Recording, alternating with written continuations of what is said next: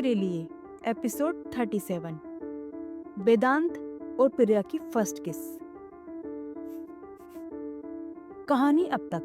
वेदांत की बात सुनकर रणविजय ने उसे तिरछी नजरों से घूरा तो वेदांत ने स्माइल करते हुए कहा, हाँ वो मेरी दोस्त है तो उसके लिए इतना तो कर सकता हूँ ना मैं।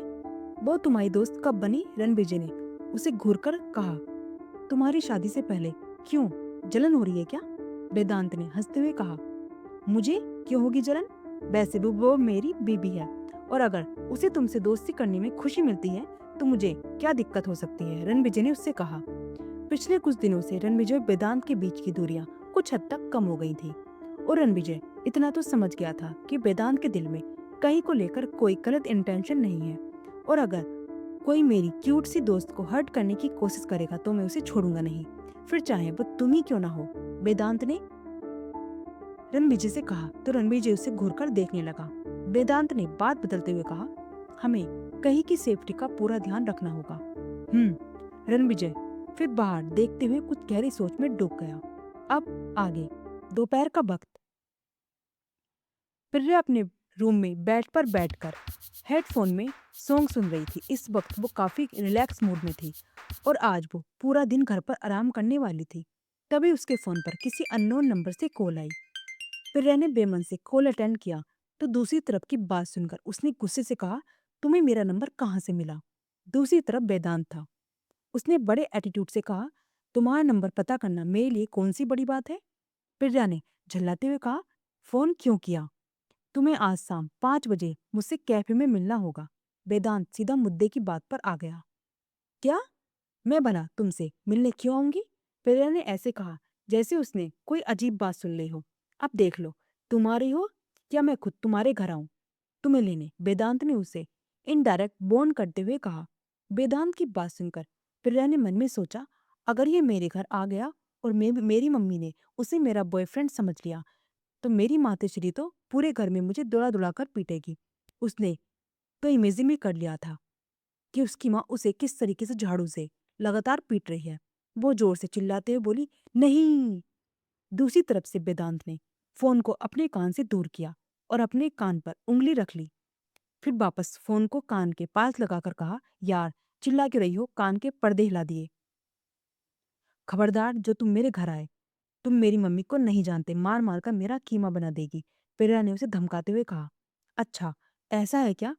फिर तो मैं आ रहा हूँ। वैसे भी मेरा कीमा खाने का बड़ा मन है। वेदांत ने भी उसे छेड़ते हुए कहा। नहीं नहीं, तुम यहाँ नहीं आ सकते, मैं आ रही हूँ ना।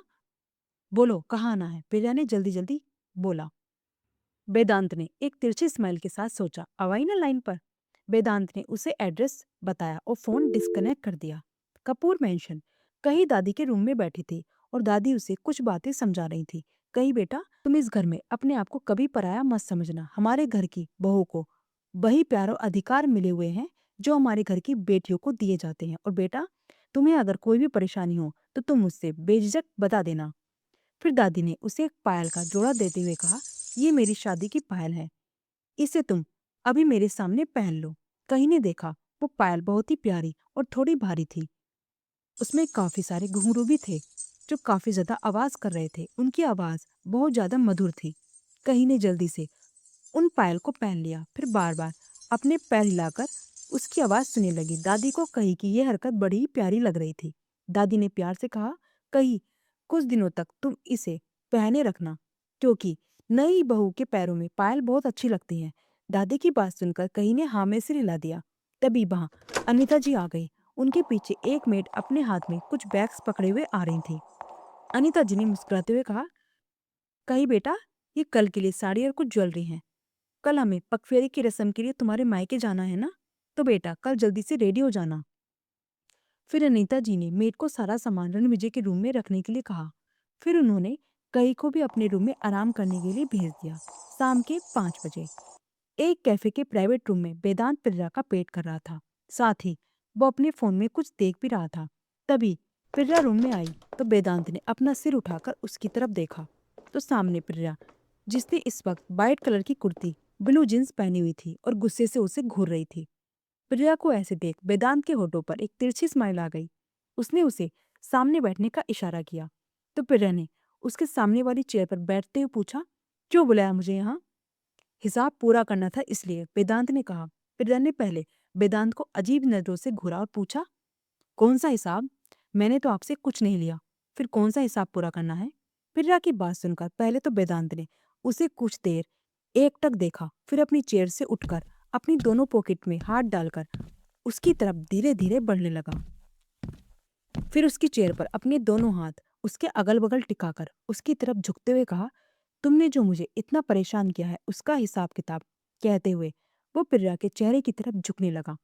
तो प्रिया भी पीछे की तरफ झुकते बोली, हाँ, तो तुमने भी तो मुझे परेशान किया था, तो हो गया ना हिसाब किताब पूरा।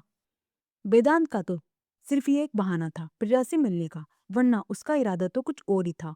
वेदांत की नजर प्रिया के सॉफ्ट होठों पर टिकी हुई थी और अब प्रिया अपने हाथों से वेदांत के सीने पर हाथ रखकर उसे अपने आप से दूर करने की कोशिश कर रही थी। उसके हाथों में मेटल की चूड़ियां थीं जो कि बार बार शोर कर रही थीं। उसने उसे धक्का देते हुए कहा, अब मैं जा रही हूँ यहाँ से, मुझे घर जल्दी जाना है, कहकर वो जैसे ही चेयर से उठकर जाने वाली थी, वेदांत ने उसे पकड़कर अपनी तरफ खींच लिया, जिससे प्रिया सीधा उसके सीने से जा लगी। उसने वेदांत को गुस्से से घूरकर कहा, क्या है, अब तुम मुझे परेशान कर रहे हो, उसका क्या? तो तुम मुझसे हिसाब किताब पूरा कर लेना, पर पहले मुझे मेरा अधूरा काम तो पूरा करने दो, कहकर वेदांत ने प्रिया के सिर के पीछे बालों को पकड़ा और उसके होठों पर अपने होठ रख दिए। वेदांत की इस हरकत से प्रिया की आंखें बड़ी हो गई। कुछ वक्त के लिए तो वो एकदम से फ्रीज हो गई थी। तभी जब वो अपने होश में आई तो अपने आप को वेदांत की पकड़ से छुड़ाने के लिए स्ट्रगल करने लगी।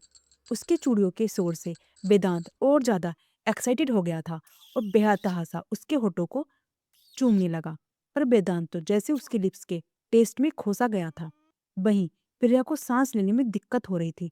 वो वेदांत के कंधे पर अपने हाथ मारने लगी, लेकिन वेदांत उसे छोड़ने को तैयार ही नहीं था। उसने प्रिया को दीवार से सटा दिया और उसे काफी पैशन के साथ किस करने लगा। अब प्रिया की बर्दाश्त से बाहर हो रहा था। उसने वेदांत के निचले होठ पर जोर से बाइट कर लिया, जिस वजह से वेदांत को उससे दूर होना पड़ा। प्रिया अब लंबी लंबी गहरी सांसें ले रही थी और गुस्से से वेदांत को घूर रही थी। उसका पूरा चेहरा लाल हो गया था। वहीं वेदांत शरारती हंसी के साथ अंगूठे से अपने होठ सहला रहा था। प्रिया ने चिल्लाते हुए कहा, यू इडियट, तुम्हारी हिम्मत कैसे हुई मुझे किस करने की? फिर थोड़ा रुआंसे होते हुए बोली, मेरी फर्स्ट किस बेस्ट कर दी। वेदांत ने आराम से चेयर पर बैठकर कहा, कोई बात नहीं, अगली बार मिलेंगे तो तुम मुझे किस कर लेना। वेदांत की बात सुनकर प्रिया का पारा दोबारा हाई हो गया। उसने उसकी तरफ उंगली पॉइंट करते हुए कहा, अगली बार तो क्या, मैं तुमसे अब कभी नहीं मिलूंगी और आइंदा से तुमने मुझे फोन किया ना तो मैं तुम्हारा सिर फोड़ दूंगी। फिर गुस्से से रूम से बाहर निकल गई। वेदांत ने हंसते हुए कहा, अब तो तुमसे मिलना होता रहेगा, जंगली बिल्ली। तभी उसके फोन पर एक नोटिफिकेशन आई, जिसे देख उसके फेस एक्सप्रेशन एकदम सीरियस हो गए। उसने किसी को फोन किया और कुछ देर बात करने के बाद रूम से बाहर चला गया। कही और रूही दोनों ही इस वक्त रूही के रूम में थी। तभी कही का फोन रिंग करने लगा। कही के फोन पर प्रिया का फोन था। कही ने जैसे ही उसकी कॉल रिसीव की तो दूसरी तरफ से प्रिया ने नॉन स्टॉप अपना दुखड़ा सुनाना शुरू कर दिया। कही, आज मेरे साथ क्या हुआ मैं तुझे बता भी नहीं सकती, प्रिया ने थोड़ा रुआंसा होते हुए कहा। कही ने पहले अपने फोन को अजीब तरह से देखा और वापस अपने कान पर लगाकर कहा, अच्छा तो फिर मत बता। कही की बात सुनकर प्रिया ने मुंह फुलाते हुए कहा, तू तो मेरी दोस्त है ही नहीं। अगर मैं तुझे कहूं कि मैं तुझे बात नहीं बता सकती तो तुझे तो मुझसे जबरदस्ती पूछना चाहिए ना कि बता क्या बात है, क्यों नहीं बता सकती तू मुझसे बात? प्रिया की बात सुनकर कही ने हंसते हुए कहा, अरे मैं तो मजाक कर रही थी, चल बता क्या हो गया आज तेरे साथ। कही के कहने के साथ ही उसने फोन का स्पीकर ऑन कर दिया, क्योंकि रूही बार बार कही को इशारा कर रही थी। कही के पूछते ही प्रिया ने अपनी सारी दुख भरी दास्तान सुना डाली, जिसे सुन कही और रूही का मुंह तो खुला का खुला रह गया। दोनों एक साथ बोली, क्या वेदांत ने ये सब किया तेरे साथ? कई ने हैरानी से कहा और फिर मन ही मन सोचा, दोनों भाई एक जैसे हैं। रूही ने कहा, प्रिया देख तू शांत हो जा, हम मिलकर बात करते हैं ना। फिर उसे समझा बुझाकर फोन रख दिया। रूही एक गहरी सांस लेकर बोली, अब वेदांत भाई तो गए। कहीं ने भी उसकी हाँ में हाँ हिलाते हुए कहा, हाँ, अब ये प्रिया तो जरूर उन्हें कच्चा ही चबा जाएगी। रात के डिनर के बाद कहीं अपने रूम में आई तो उसे रणविजय कहीं नजर नहीं आया। वैसे तो आज सुबह से ही रणविजय उसे कहीं नजर नहीं आया था और अभी डिनर टेबल पर भी वो नहीं था। कहीं ने जाकर अपने कपड़े चेंज किए और बेड पर आकर लेट गई। कहीं न कहीं ने एक बार सोचा कि उसे रणविजय को कॉल करके पूछना चाहिए कि वो कहाँ है और कब तक आएगा, लेकिन फिर उसे एक झिझक सी महसूस हुई और उसने फोन करने का ख्याल छोड़ दिया। आज भले ही इस रूम में उसकी दूसरी रात थी, लेकिन फिर भी उसे रूम खाली खाली सा महसूस हो रहा था। काफी देर तक तो वो करवटी बदलती रही, पर आखिरकार उसे नींद आ ही गई। रात के करीब 2:30 बजे रणविजय घर आया। अपने रूम में पहुंच उसने कहीं को सोते हुए देखा। उसे सुकून से सोता हुआ देख उसके चेहरे पर मुस्कुराहट आ गई। उसने उसके सिर को सहलाया तो कहीं भी नींद में स्माइल करने लगी। रणविजय ने उसके फोrehead को किस किया और वॉशरूम की तरफ बढ़ गया। कुछ देर में वो चेंज करके बेड पर आकर कहीं को अपनी बाहों में भरकर लेट गया। अभी तक जो रणविजय के चेहरे पर एक थकान नजर आ रही थी, वो कहीं के करीब आकर जैसे गायब हो गई। कहीं रणविजय का सुकून बन गई थी। दूसरा दिन कहीं की सुबह नींद खुली तो उसने अपने आप को रणविजय की बाहों में पाया। रणविजय को अपने पास सोता हुआ देख कहीं के फेस पर अपने आप ही स्माइल आ गई, क्योंकि रणविजय सोते हुए बहुत ज्यादा हैंडसम लग रहा था। उसके फोrehead पर बिखरे हुए बाल उसे काफी चार्मिंग लुक दे रहे थे। तभी कहीं को याद आया कि उसे तो आज पग फेरी की रस्म के लिए भी जाना है। उसने अपने आप को रणविजय की पकड़ से छुड़ाया। हालांकि नींद में भी रणविजय ने कहीं को कसकर पकड़ा हुआ था। कहीं को काफी मशक्कत करनी पड़ी थी। उसने आपको छुड़ाने की काफी कोशिश करी। कहीं ने शावर लेकर एक खूबसूरत सी रेड साड़ी पहन ली थी, क्योंकि कल अनीता जी ने ही उससे कहा था और उसे ही सारी चीजें दी थी। और ये भी कहा था कि कल की पूजा, सुबह की आरती उसे ही करनी है। ये सुनकर तो कहीं फूले नहीं समा रही थी, क्योंकि उसे वैसे भी आरती करना बहुत ही पसंद था। उज्जैन में भी वो आरती करने के लिए मंदिर दौड़ी चली जाती थी। अब कहीं मिरर के आगे अपने लंबे बालों को सुखा रही थी, इस बात से अनजान की रणविजय उसे काफी देर से देख रहा था। रणविजय की आंखें तो तभी खुल गई थी जब वो वॉशरूम से बाहर आई थी। कहीं के पैरों में बजती हुई पाल की आवाज से रणविजय की नींद तभी खुल गई थी। उस रेड साड़ी में कहीं बला की खूबसूरत लग रही थी। उसकी डीप नेक ब्लाउज, साड़ी में से झांकती उसकी पतली कमर, खुले हुए गीले बाल, सब कुछ रणविजय को अट्रैक्ट कर रहा था। कहीं अपने ब्लाउज की डोरी बांधने की पूरी कोशिश कर रही थी। तभी उसे किसी की ठंडी उंगलियां अपनी पीठ पर महसूस हुई। कहीं ने मिरर में देखा, रणविजय उसे मिरर में देखते हुए उसकी ब्लाउज की डोरी को बांध रहा था। कहीं की नजर जैसे ही रणविजय की नजरों से मिली, कहीं ने शर्म से अपनी नजरें झुका ली। रणविजय ने उसके नेक पर किस किया और उसे अपनी तरफ घुमाया। कहीं ने छुड़ाने की पूरी कोशिश करते हुए कहा, मुझे आज पूजा करनी है, तो प्लीज ऐसा वैसा कुछ मत करिए। और मुझे अब देरी भी हो रही है। माँ ने जल्दी रेडी होने के लिए कहा था और आप हमें और देर करवा रहे हैं। पर रणविजय तो उसकी कोई बात सुन ही नहीं रहा था। उसने साड़ी का पल्लू हटा दिया और उसकी कॉलर बोन को किस करने लगा। कहीं उसे छूटने की कोशिश कर रही थी, लेकिन रणविजय को तो उसका ब्लाउज का गला जो डीप था वही नजर आ रहा था, जो रणविजय को सिड्यूस करने के लिए काफी था। रणविजय ने कहीं को कसकर अपनी बाहों में भर लिया और बेतहासा चूमना शुरू कर दिया। उसने कहीं को गोद में उठाया और बेड पर लिटा दिया। कहीं ने उसे रोकने की पूरी कोशिश करी। कहीं जैसे ही कुछ बोलने की कोशिश करती, रणविजय उसके होठों पर अपनी उंगली रखकर उसे चुप कर देता और बोलता, श्श, कुछ मत कहो। कहीं अपनी बड़ी बड़ी आंखों से रणविजय को देख रही थी। वही रणविजय भी उसकी खूबसूरत आंखों में डूबा हुआ था। उसने ऐसे ही उसे देखते हुए कहा, कहीं तुम्हें पता है कि तुम्हारी आंखें कितनी खूबसूरत हैं? इन्हें मैं देखकर सब कुछ भूल जाता हूँ। कहीं ने उसकी बातों पर अपनी बड़ी बड़ी पलकें झपकाई तो रणविजय ने उसे कहा, कुछ कहना चाहती हो तो बोल कर बताओ। कहीं ने मन में सोचा, अभी खुद ने ही तो कहा था कि कुछ मत बोलो, अब कुछ कहो भी। रणविजय ने उसे अपनी सोच में डूबा देखा तो बोला, मुझे पता है कि मेरी आंखें बहुत खूबसूरत हैं। मेरे कॉलेज के कई लड़कों ने भी मुझसे कहा था, जो मेरी क्लास में पढ़ते हैं। कहीं अपनी धुन में बोले जा रही थी और उस दिन कैंटीन में भी एक लड़का मेरी टेबल पर आकर बैठा था, तो उसने भी कहा था और वो तो मेरा दोस्त भी बनना चाहता था। लेकिन जब कहीं ने रणविजय के फेस के एक्सप्रेशन देखे तो वो एकदम चुप हो गई। रणविजय अपनी आंखें छोटी करके उसे घूर रहा था। कहीं ने थोड़ा घबराते हुए पूछा, क्या हुआ? नाम क्या है उन लड़कों का? रणविजय ने उसी अंदाज में पूछा।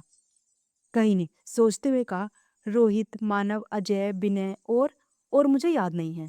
रणविजय ने हैरानी से पूछा, मतलब और भी हैं? हाँ, पर मुझे सभी के नाम पता नहीं है। मैं उनसे उनका नाम पूछकर बता दूंगी, कही ने कहा। तो रणविजय ने गुस्से से कहा, कोई जरूरत नहीं है उनका नाम पूछने की और किसी भी लड़के से बात करने की। क्यों? और भी लड़कियां तो बात करती है ना, और वैसे भी वो सब तो मेरे क्लासमेट है ना, कही ने जिद करते हुए कहा। तो रणविजय ने एक तीखी नजरों से कई को घूरा तो कई ने डर से अपना सिर हाँ में हिला दिया और कहा, ठीक है, नहीं करूंगी किसी भी लड़के से बात। कई की बात पर रणविजय ने उसके गाल पर किस किया और उसे छोड़ते हुए कहा, गुड, अब चलो रेडी हो जाओ वरना लेट हो जाओगी। कहीं ने बेड से खड़े होकर अपनी साड़ी देखी जो पूरी तरह से खुल चुकी थी।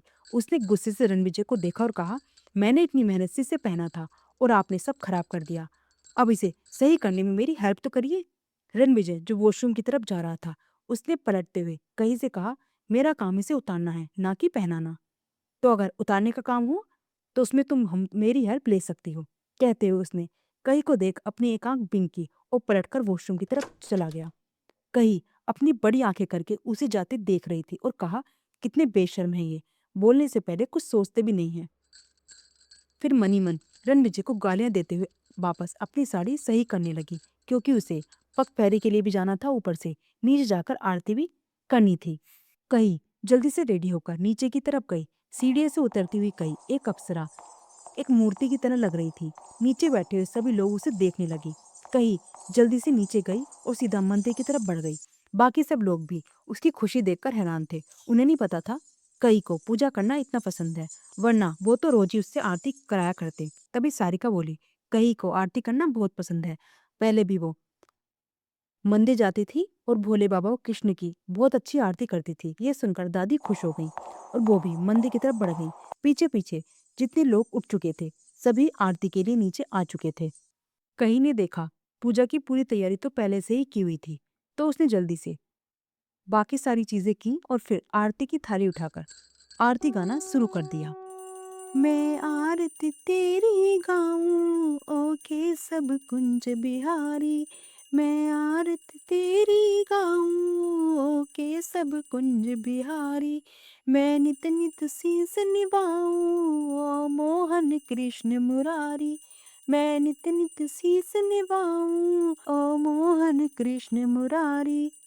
सभी लोग उसकी आवाज सुनकर मनमोहित हो चुके थे।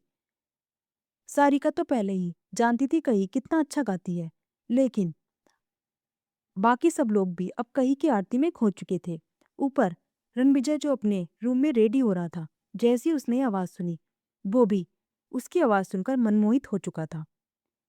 धीरे धीरे वो भी अपने रूम से निकलकर बाहर की तरफ आने लगा। है तेरी छवि अनोखी, ऐसी ना दूजी देखी, है तेरी छवि अनोखी, ऐसी ना दूजी देखी, तुझ सा ना सुंदर कोई ओ मोर मुकुटधारी, तुझ सा ना सुंदर कोई ओ मोर मुकुटधारी, मैं आरती तेरी गाऊं के सब कुंज बिहारी, मैं नित नित शीस निभाऊं ओ मोहन कृष्ण मुरारी। रणविजय को वैसे तो बिल्कुल भी इंटरेस्ट नहीं था, लेकिन कहीं की आवाज से मनमोहित होकर वो भी ऊपर खड़ा हुआ मंदिर की तरफ ही देख रहा था, जहाँ कहीं आरती करने के बाद में सब लोगों को प्रसाद दे रही थी। उसको जल्दी ही पग फेरे के लिए भी यहाँ से जाना था, इसलिए जल्दी आर्ट करने के बाद में बहुत ज्यादा एक्साइटेड भी लग रही थी और काफी खुश भी थी। रणविजय तो उसकी खुशी को देखकर ही खुश हो रहा था। कुछ ही देर में कही बाकी परिवार वालों के साथ पग फेरे के लिए चली गई महेश जी के घर में। सभी ने कई के ससुराल वालों का दिल खोलकर वेलकम किया। आज उनकी घर की रौनक देखते ही बन रही थी। वहीं गंगाधर जी तो अपनी बेटी को खुश देखकर ही खुश थे। ऐसे ही उनका आज का पूरा दिन बीत गया और कही और बाकी सभी घर वाले बाकी वापस कपूर मैंशन लौट गए। रणविजय ने कही को मैंशन छोड़ा और वहीं से किसी जरूरी काम के लिए निकल गया। दरअसल रणविजय जब सभी लोगों के साथ महेश जी के घर लंच कर रहा था, तभी उसके फोन में एक नोटिफिकेशन आया था, जिसे देख उसका चेहरा थोड़ा सीरियस हो गया था। ये बात कहीं ने भी नोटिस कर ली थी, लेकिन उसने सबके सामने कुछ नहीं पूछा। कहीं अपने रूम में आकर चेंज करके बेड पर आकर लेट गई और रणविजय के बारे में सोचने लगी। फिर उसने अपने आप को समझाया कि शायद बिजनेस से जुड़ी हुई कोई बात हो सकती है। रात के 11 बज चुके थे, लेकिन रणविजय अभी तक नहीं आया था। अब कहीं को भी चिंता होने लगी थी कि इतनी रात को बिजनेस से जुड़ी क्या बात हो सकती है भला। उसने अपना फोन लिया और रणविजय का नंबर डायल कर दिया, लेकिन रिंग जाने से पहले ही उसका फोन डिस्कनेक्ट कर दिया गया। फिर उसने मन ही मन सोचा, मैं भला उनसे क्या पूछूंगी, वैसे भी मैंने तो कभी उनसे बात करके कुछ पूछा ही नहीं, वो कहाँ है और क्या कर रहे हैं। फिर कुछ सोचकर, पहले नहीं पूछा तो क्या हुआ, पर अब तो मैं उनकी पत्नी हूं ना, और मुझे पता होना चाहिए कि मेरे पति घर आने में इतनी देरी क्यों कर रहे हैं। फिर उसने जल्दी से रणविजय का रन नंबर डायल कर दिया। अपने होटल के प्राइवेट रूम में रणविजय वेदांत और रुद्र के साथ किसी सीरियस मुद्दे पर बात कर रहा था कि तभी सामने कॉफी टेबल पर रखा उसका फोन रिंग करने लगा। रणविजय के फोन स्क्रीन पर माई लव शो होता हुआ देखा तो उसके फेस पर स्माइल आ गई। उसने फोन रिसीव किया और ग्लास विंडो के पास खड़े होकर उससे बात करने लगा। हेलो स्वीट हार्ट, क्या हुआ, मुझे मिस कर रही थी क्या? रणविजय ने कहा, नहीं, मैं मिस नहीं कर रही थी, वो मैं पूछ रही थी कि आपको आने में देरी क्यों हो रही है। कहीं को तो कुछ बहाना भी नहीं सूझ रहा था कि क्या बोले। बेबी, मैं थोड़ी देर में आ रहा हूँ, कुछ जरूरी काम आ गया था, तुम सो जाओ, कहकर रणविजय ने फोन रख दिया। फिर उसने एक नजर वेदांत और रुद्र को देखा तो वेदांत ने कहा, रणविजय, तुम्हें अब घर जाना चाहिए। रणविजय ने पूछा, क्या तुम लोग घर नहीं चल रहे?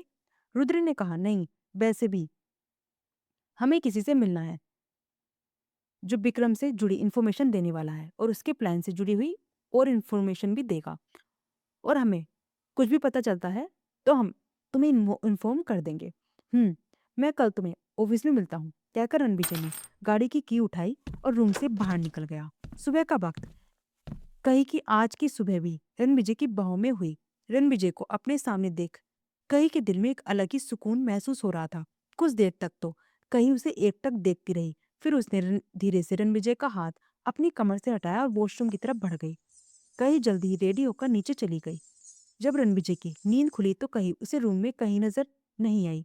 कही ने आज भी जाकर जल्दी से पहले आरती की थी। सभी लोग उसकी आरती सुनने के लिए आज भी रेडी मिले थे। उसने टाइम देखा तो दिन के 10 बज चुके थे। वो आज से ऑफिस के लिए जाने वाला था, क्योंकि पिछले कई दिनों से वो ऑफिस नहीं जा पाया था। उसका काफी सारा काम भी पेंडिंग था। वो जल्दी ही शावर लेकर रेडी हुआ और ब्रेकफास्ट करने के लिए डाइनिंग हॉल में पहुंच गया। कहीं ने रणविजय को देखा तो उसने जल्दी से मेड की मदद से रणविजय के लिए ब्रेकफास्ट टेबल पर लगा दिया और उसके सामने ही चेयर पर बैठ गई। घर के सभी लोगों ने ब्रेकफास्ट कर लिया था और सभी अपने अपने काम में बिजी थे, तो इस वक्त डाइनिंग टेबल पर रणविजय के अलावा सिर्फ कहीं वहां पर मौजूद थी। कहीं रणविजय से कुछ बात करना चाहती थी और इस बात को रणविजय ने भी नोटिस किया था। उसने नाश्ता करते हुए कहा, क्या कुछ कहना चाहती हो? रणविजय के पूछने पर कहीं ने जल्दी से कहा तो रणविजय ने नाश्ता फिनिश कर उसकी तरफ देखा और कहा, तो फिर पूछो, इतना क्यों सोच रही हो? नहीं, मैं वो कहना चाहती थी कि मैं कल से कॉलेज जाना शुरू कर दूं, मेरे एग्जाम भी आने वाले हैं और फिर काफी सारी छुट्टियां भी हो चुकी हैं। तो कहीं ने अटकते हुए अपनी सारी बात उससे कह दी, तुम कुछ दिनों तक कॉलेज मत जाओ और घर से ही ऑनलाइन स्टडी कर लो। रणविजय ने कुछ सोचते हुए कहा, पर क्यों, मैं पहले भी तो कॉलेज जाती थी ना, मुझे कॉलेज जाना है, कहीं ने जिद करते हुए कहा। अब ये तो रणविजय ही जानता था इस वक्त वो कहीं की सेफ्टी को लेकर कितना सीरियस है। कहीं पर इस वक्त विक्रम चौहान का नाम का जो खतरा मंडरा रहा है, और जब तक रणविजय उस विक्रम चौहान का चैप्टर क्लोज नहीं कर देता वो कहीं की सेफ्टी को लेकर कोई रिस्क नहीं लेना सकता था। रणविजय ने थोड़ा सख्ती से कहा, मैं तुम्हें हमेशा के लिए कॉलेज जाने से मना नहीं कर रहा हूँ, बस कुछ दिनों के लिए मना कर रहा हूँ। इससे अब दोबारा इस बारे में कोई बात नहीं होगी, गॉट इट? कहकर वो अपना फोन लेने अपने रूम में चला गया। कहीं को समझ नहीं आ रहा था कि रणविजय को क्या दिक्कत है उसके कॉलेज जाने से कम वो उसे इसका रीजन तो बता दे। वो भी रणविजय के पीछे पीछे रूम में आई। रणविजय ने अपना फोन लिया और रूम से बाहर आ गया। तभी उसे रूम के बाहर कहीं मिली, पर रणविजय ने उसे इग्नोर किया और चला गया, क्योंकि वो कहीं को रीजन बताकर उसे परेशान नहीं कर सकता था और वो जानता था कि कहीं बार बार उससे रीजन जरूर पूछेगी। सो क्या विक्रम चौहान के खतरे से बचा पाएगा रणविजय कहीं को? क्या होगा आगे, कैसी होगी वेदांत और पिर्रा की खटपट वाली जिंदगी जानने के लिए बने रहिए हमारे चैनल द साइलेंट इंक पर मेरे कहीं के साथ तेरे लिए पर। Thank you.